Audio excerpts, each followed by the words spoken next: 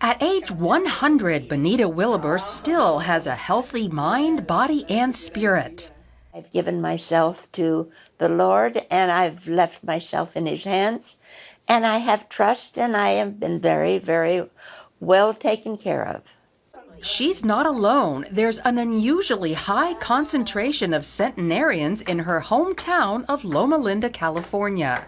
It's one of only 5 so-called blue zones worldwide, areas where people live the longest. The others are Okinawa, Japan, Korea, Greece, Sardinia, Italy, and Nicoya, Costa Rica.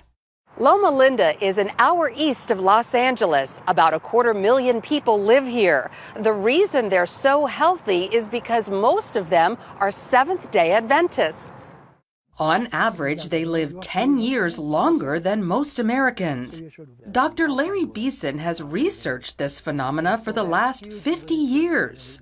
Adventists have approximately the same proportion of people who die of cancer, heart disease, or stroke, but the age that they get diagnosed is much later. They strongly adhere to the belief of respecting the human body as a temple of the Holy Spirit. That means no alcohol, no tobacco, and following a plant-based diet. In Christianity, we have the Holy Scriptures. What God said from the beginning, you should eat. He gave us the nuts and the grains and the herbs that He placed in the earth. And He said, you will do better if you subsist on that type of thing. What has your diet been throughout your life? Vegetables. My sister liked fruit. Well, I do too, but vegetables had priority, and I like them raw. Many Adventists, like Benita, are total vegetarians. Others will eat a little dairy, while some occasionally consume fish, and there are those who eat small amounts of poultry and beef. These choices lead to different health outcomes. The more flesh foods you eat, the more Alzheimer's, the more heart disease, the more cancer, the earlier the death occurs. We're going the other direction as people move toward the removing flesh food from the diet. There tends to be a delay in the onset of the diseases. Diet isn't the only factor in these longer lives. Seventh-day Adventists strictly observe the Sabbath. Every Saturday, they rest to recuperate from the week and recharge for the one ahead. Also, to spend time with friends, family, and God. Stuart Hardy, who pastors one of the world's largest congregations, says resting on the Sabbath includes abstaining from electronics.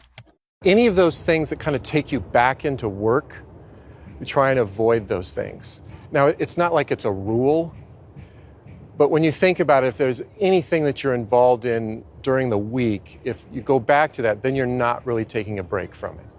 I feel that rest is one of the most important things in aging. That if you rest, then you can get up and gallop. Medical research confirms stress kills. Science has always kind of had some kind of tension with religion, particularly in contemporary society. So it's great to be able to read something in the scriptures that suggests what we should do, and then science is not only affirming it, but even giving us more specific understanding of why it benefits us so much. Exercise is also a priority.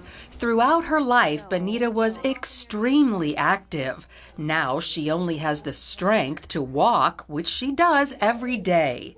It is subsiding, and that's the way God had intended for people to be, and so I accept that too, even though I don't like it.